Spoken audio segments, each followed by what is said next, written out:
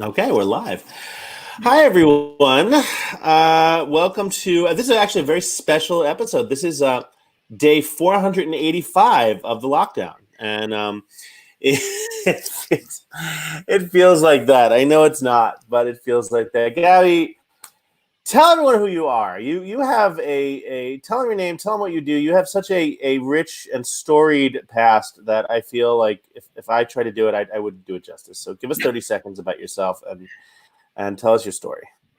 Yeah, so I have a couple of different businesses that I run. Most of them are centered around tourism, which is in complete, awful, terrible free fall. So learning a lot at the moment. And I also run a global community called the Mogul Mom, which is full of female entrepreneurs from around the world that are raising a family, running a business, and hopefully rocking both.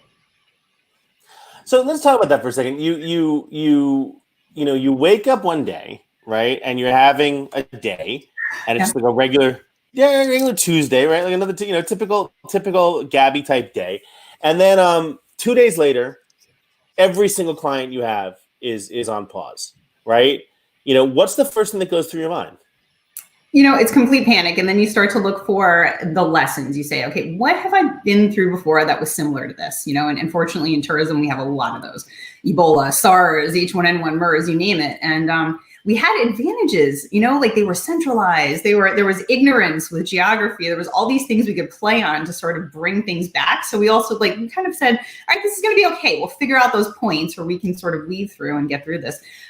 This is something that has affected everybody in every place, everywhere. And it's got a huge psychological impact too. So yeah, I mean, I'm at a core level in layman's terms, it absolutely sucks. It's horrible. It's scary. And I'll admit that to you. I'm scared every day. But you have to sort of, get yourself steeled up and say, okay, what did I learn in the past? What lessons can I use? What do I have right now in my toolbox that I can do to feel useful every day, just mentally? And how am I going to get through this on the other side? We don't know what it's going to look like, but what are the projects I can do now to sort of prepare myself for that in the long term? Because everything comes back. And what are you see? I mean, okay, so it's one thing to say that, right? It's like, oh, you know what? I'm gonna learn 6 languages during this. I'm gonna be able to speak Vietnamese. This is gonna be great, right? And it's great to say that. But what do we do? We're sitting there and we're like, okay, this is some bullshit, right? And it doesn't seem to have an end date. And I mean, well, it depends. If you ask like the governor of Georgia, yeah, it ended last week. But most people, you're looking at them, there's no end date, and we're like, how long can this go on, right? But so what are we doing? What are you specifically doing in an industry that's got so hit and so nailed? What are you doing? How are you reaching out? And more importantly, what are you telling your clients or potential clients to stop them from freaking? Okay, well, I do 2 things. I market travel and I sell travel. So I'm planning travel for clients, but I also work on a B2B side. So I'm sort of like, I do what a pharmaceutical rep does with medicine. I do that with travel. So I teach other travel agents how to sell the clients that I rep. What could I do? I could hold their hands for now. I can sympathize and I can empathize with them. I can rally them by telling them funny stories every day in my emails instead of hard sells, which I do. I can hold calls and just say, I'm here to support you. You want to get on the phone and talk about, why you want to cry about this, then the other thing. Absolutely.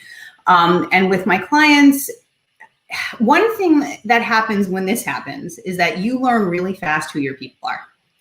There were some people that cut and ran, and you know what? Goodbye. Love you. See you later.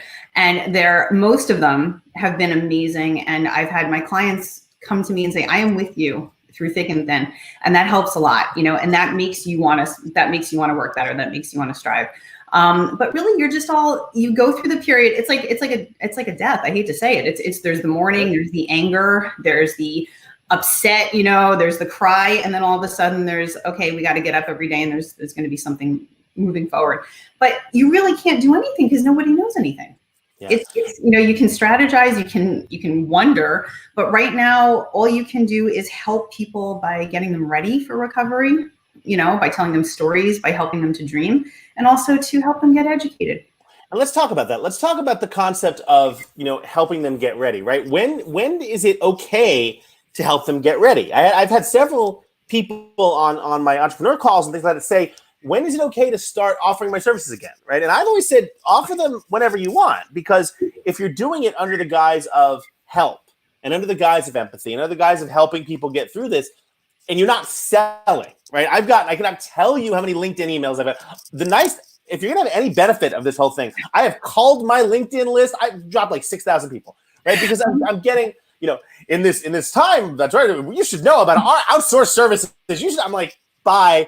So it becomes this question of when is it okay and how do you reach out to them without a selling aspect, but sort of just keeping yourself top of mind with them. In other words, don't be a dick. Thank you. Yeah, okay, we got that. So number one, that's the number one rule. Number two is, and you taught me this to a large extent, Peter, who can you help?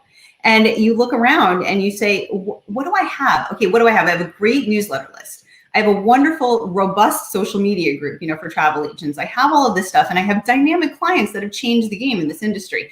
Let's put them all together like never before, and let's just match them up. Let's teach them how to sell new places. Let's teach them what niches we think are going to emerge. Right now, yeah, I'm working for free, let's be honest, and that's okay, but other things will come. And I look at, the other tools I have. I built a virtual summit platform, and I'm like, all right, I can use that, and I can offer that to people as a way to communicate their messages. It's just like you turn into a role of a volunteer. And I know that that's not great business advice, but it's certainly heart centers. And, I think that it's the same as someone who goes out in the front lines and says, I'm going to serve food, coffee to first responders. I mean, it's, you do what you can do, and But you're putting people together in the respect that when things do start to turn around, you're going to be remembered, right? Essentially, you're creating a travel harrow, for lack of a better word, a traro.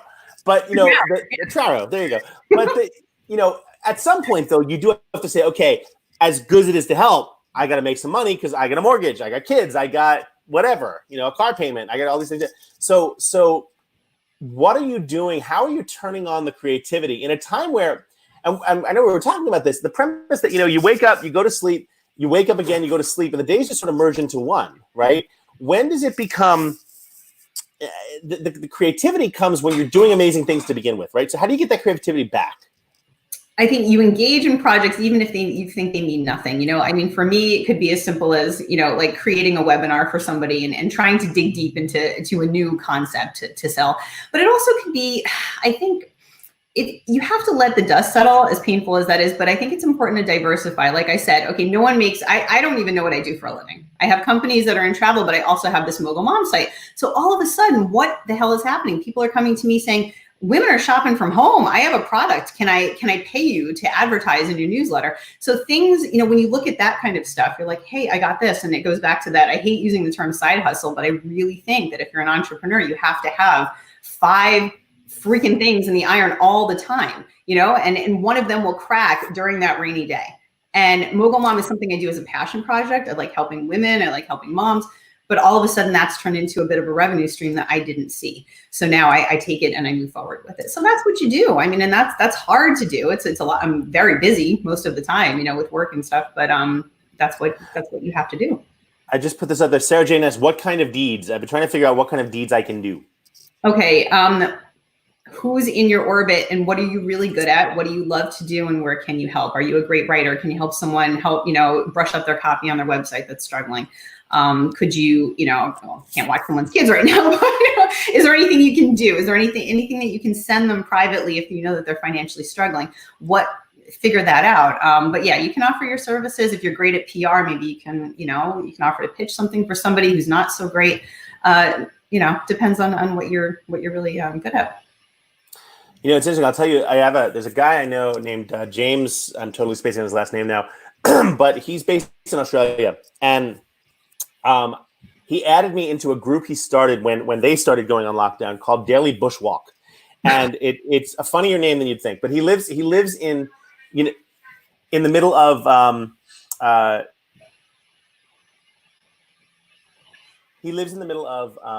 Australia in the outback and in this beautiful area, and he just has millions of miles of planes, I guess, whatever, And so every day he has this. It's a Facebook group or Facebook, not even a group, a Facebook messenger list, right? Of like 10 people. And every morning I wake up and there's koalas and there's didgeridoos, whatever they have down there. And it's just the coolest thing, right? And James Fletcher, and I haven't thought about him maybe in 3 years. Now I'm thinking about him every single morning, right?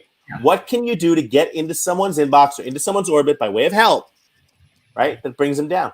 But also inspiring dreams, exactly what you said. Like I posted, I mean, it may be nonsense. I posted something today about a place I dream of eating dinner, talk about things that get people to daydream. This sucks. You're home. You can't go anywhere. I mean, it's really nice to think about things that maybe you want to snorkel one day, maybe you want to do something like that. Post pictures to make people think about fun things to do when this is over and get them to understand that it's going to be a different world, especially with travel, but try to get them to understand who's taking steps to make you feel safe if that's your issue. And then, educate them on that too.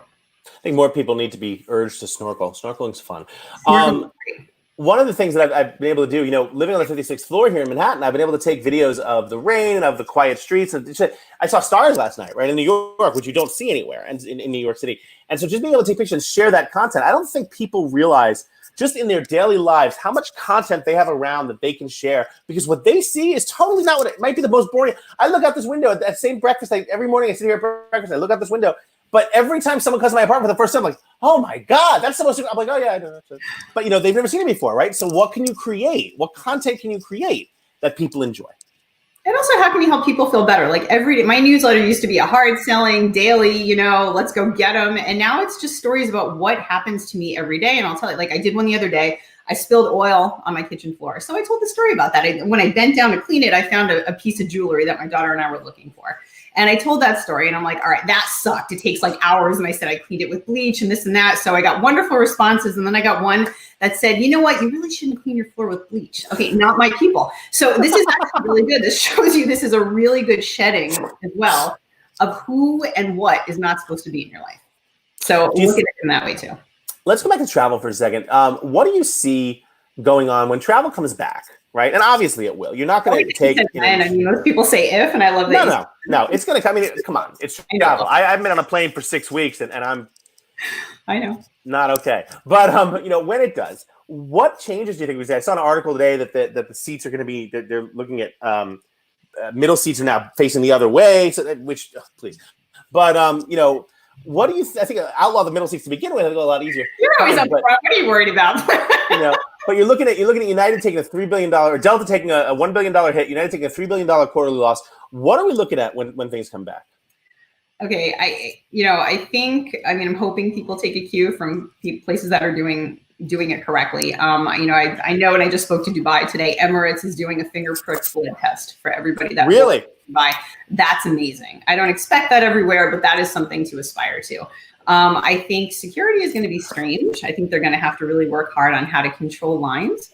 I think the lounge experience is going to be elevated. I think you're going to want to invest in a lounge or a private, terminal or private space to wait. And I think I see a rise in demand for private jet travel. And I don't say that to be like snobby about it. I think the prices are going to come down. And I think that people are going to look for that type of exclusivity if they can.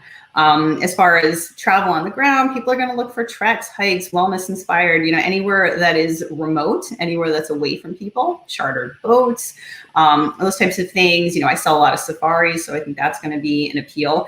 But I think it's like anything, once you do it once, you're going to feel better. It's that whole thing of like, God forbid, you fall off a horse, right? You have to get back on. And it's kind of, basic, but I know that once I get in that airport, which hopefully will be sometime soon, because I will be one of the first, and I have no fear about that. I will love to share that with people. I'll be taking pictures and I'll be telling people exactly what I went through. And I hope that they feel better. And the thing is, I've kind of resigned to the fact that if this is going to get me, and I'm doing everything I can, either it's going to be a pizza box that gets me or it's going to be an Amazon package. I can't do any more. And at some point we have to live our lives. And that's just how I feel. So I'll get out there and walk the walk. Ken Hellman just said, life without travel is not truly living. Can't wait to get back to travel. Yes, 100%. Very much, Ken. Well, the difference is, Ken Hellman, Ken takes 3 weeks trips with his family where they actually go on vacation. Awesome. Yeah. You do similar things. I take a 40-hour jaunt to Tokyo to write a speech write a book and give a speech. So a little different, but Ken, still glad you're enjoying it. And yes, we will love to get back in the air. Most definitely, without question. Brandon writes that I'll have to sanitize my M&Ms that I give out. Yes, I'll probably have to. I'll give out M&Ms and little packs of Lysol to the flight attendants as well. But I'll never use a blanket. I'll never drop my pen on the floor and pick it up. I mean, there's going to be certain things that I just don't do. But I think by and large, we have to remember also, and you and I are in the same boat. We were traveling up to the get. I mean, that's the thing. I was on a plane 3 days before they shut down schools. You know, and I was traveling. And we were both fine. And I was careful, but I wasn't that careful. You know, I have to be honest. And that's the thing. I mean, I was still shaking hands. Not that I wanted. It's just it's incredibly difficult not to shake hands with someone when it's so ingrained in your brain to just stick your hand out. I think we could probably go to foot taps. I hope is what we do. But so you know, I'm looking forward to getting on that plane and traveling somewhere and just taking. I think the biggest problem that a lot of us are having is that we don't have an end date. And so we don't have anything to look forward to per se. So getting on that plane and landing, taking that deep breath and knowing that we've restarted that process, I think is going to be something. Just have to get back out there. And I think it's just like I said, once one person in your orbit does it, you're going to feel a lot better. You're going to see things and you're going to feel it's, you know, I mean, I was afraid to take a walk around the lake a couple of weeks ago, and now I do it daily. You know what I mean? The certain things I was afraid to do, I'm no longer afraid to do. Yeah, no, that's very true. Yeah. Tell us about people who might not know. So you are on a plane almost as much as me, if not more. You go all over the world. Where's the number one place you're looking to go back to, and where's the number one place you still haven't gone to? You're like, that's it, I'm going. You know, I've always been into like remote places. I'm really into like Greenland, or, you know, I'd like to do Antarctica. I was hoping to be able to do that at some point this year. Maybe that's probably the only place coronavirus hasn't touched. That would be awesome. But I think is that because it's what was the damn it, I had something for this. It didn't go to Antarctica because it was it was a joke about something with cold. And now I don't remember it. I feel like Archer. I had something for this. Oh, never mind. I'll try to remember it. But go ahead. So Antarctica, and what else? I dream of returning to Southern Africa for a very long time. I've been very fortunate to go there multiple times a year, and you know, work brings me there, and there's a passion project I volunteer for, and they're just, you know, that's what's also keeping me going too, because I was, you know, able to try to help them out now too. And that's where I wish to go, because it's magical, it's life-changing, and it's also really freaking far away from a lot of people. You know, when you can be out there and on a game drive, there's really nothing like that. So that's my hope for the short term. You know, it's funny. I listen to people that say, I just want to go somewhere where I'm far away from people, as they sit in their private house with their backyard and their lake right near them. You know exactly what I mean. Just kind of. My dad just in comments, you're wanting to go to Africa. My dad just said, "Take me with you." He just posted, Are we going gorilla trekking? There you go. Let's go gorilla trekking. Awesome. In my book. Gab, how can people find you online? Sure. I'm at the Explorer Tour on Instagram, or I'm just simply Gabriella, or you can look up TruMarketing.com and find me there. Or Gabriella at the Mogul Mom. Gabriella at the Mogul Mom. Gab, thank you so much for taking the time today. I really appreciate it. You've given a lot of people hope. You get a lot of hearts and thumbs up and things. So very much looking forward to having you back on, and we'll do this again. Guys, thank you. This is I'm enjoying doing this. It's giving me something to look forward to every day. So stick around. We'll do another one tomorrow. And reach out to Gab. She can definitely, when you are hopeless, she will give you hope. That's what I love about her. Guys, thanks so much for listening. We'll talk to you soon.